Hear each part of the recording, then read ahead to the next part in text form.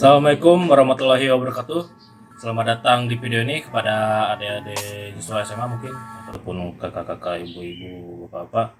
Saya yakin yang nonton di video ini sehat walafiat. Kalau misalkan sedang sakit, semoga sehat. Kalau misal kita sehat nanti sakit, ya semoga sehat kembali. Dan jangan lupa ikuti protokol kesehatan di masa pandemi ini.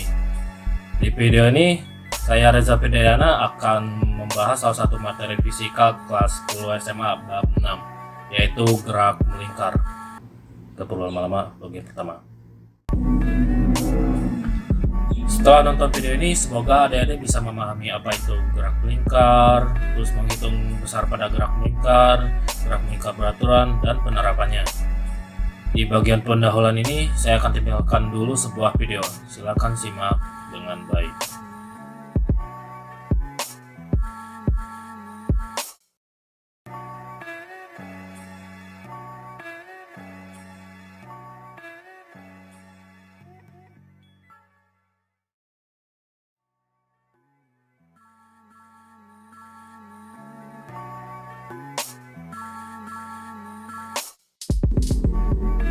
Nah, dari video tersebut, apakah kalian bisa memikirkan atau membayangkan contoh lain dari gerak melingkar di kehidupan sehari-hari?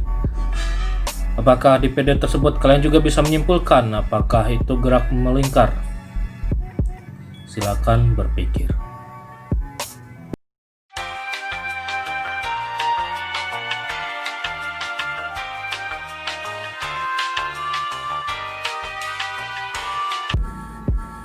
Oke, jadi gerak melingkar adalah gerak benda atau titik dengan lintasan berbentuk lingkaran. Ingat ya, gerak melingkar yang dibahas di sini harus berbentuk lingkaran sempurna, bukan elips, lonjong, ataupun bentuk lain yang tidak sempurna. Contoh gerak melingkar tadi seperti roda sepeda yang diputar oleh pedal. Jadi si roda tersebut berputar pada porosnya, sehingga partikel pada si roda seperti pada jari-jari roda, velg, dan ban rodanya juga mengalami gerak melingkar. Oke, sekarang masuk ke bagian materi. Yang pertama, besaran pada gerak melingkar. Mungkin buat anak SMA kelas 10 sudah tahu tentang periode dan frekuensi karena sudah belajar di SMP. Tapi saya akan tetap ulas di sini agak lebih singkat.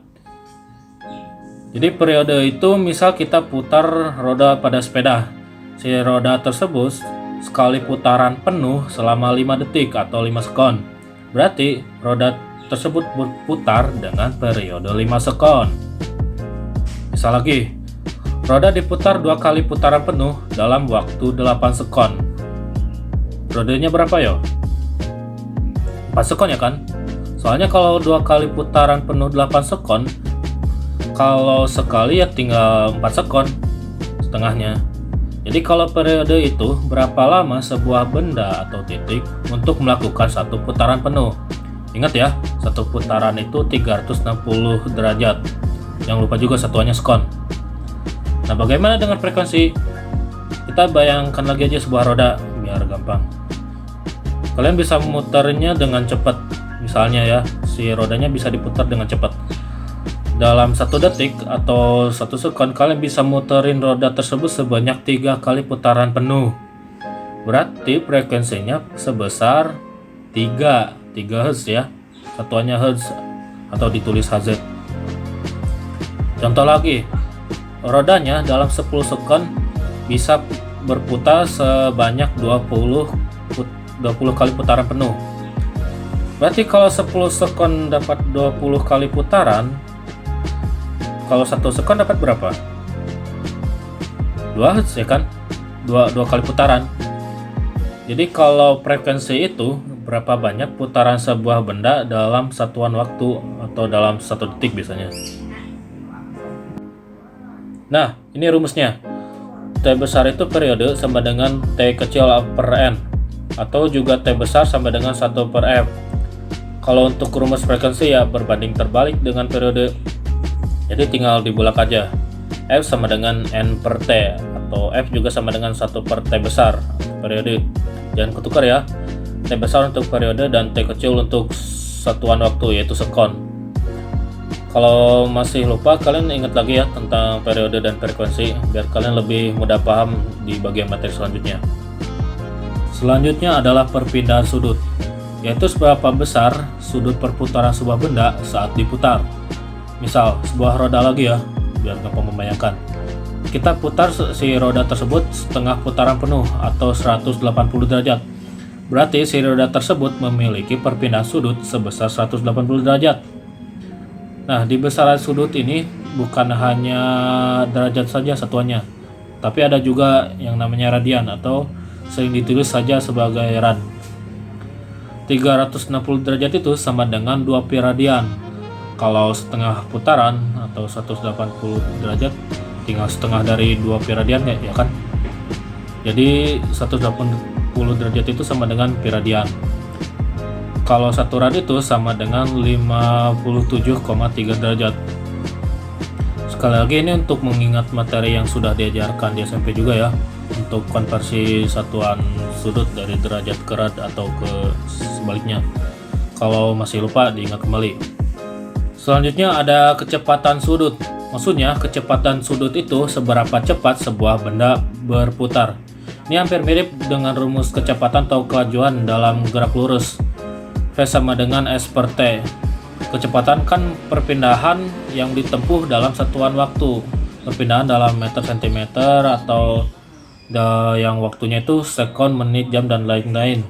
Kalau di gerak melingkar, kecepatan itu adalah seberapa besar sudut yang ditempuh dalam satuan waktu.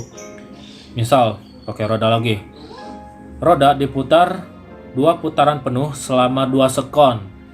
Kalau 2 putaran kan 2 kali 360 derajat, jadinya 720 derajat ya kan? Atau kalau dalam satuan radian, 1 putaran penuh itu 2 pi. Jadi kalau 2 putaran penuh itu jadinya 2 kali 2 pi jadi 4 pi. Nah, 4 pi radian dibagi 2 sekon, hasilnya menjadi 2 pi rad per sekon, 2 pi radian per sekon. Jadi satu untuk kecepatan sudut itu radian per sekon, rad per sekon. Sekarang bagian gerak melingkar. Gerak melingkar beraturan adalah gerak benda yang menempuh lintasan melingkar dengan kelajuan atau besar kecepatannya tetap. Ini hampir mirip dengan GLB, gerak lurus beraturan. Kalau GLB kan dalam waktu tertentu gak berubah kecepatannya tetap dan juga percepatannya 0. Yang gerak melingkar beraturan atau GMB juga sama, kecepatan sudutnya tetap. Kalau misal roda sekali putarnya 1 sekon, ya segitu aja terus, nggak akan melambat ataupun makin cepat. Begitu maksudnya dalam GMB, gerak melingkar beraturan. Next slide, perpindahan linear dan perpindahan sudut. Perpindahan sudut sudah kita bahas di slide sebelumnya. Di sini kita akan mengetahui bagaimana kaitannya dengan perpindahan linear atau perpindahan pada gerak lurus. Di sini perpindahan linear disimbolkan dengan delta X.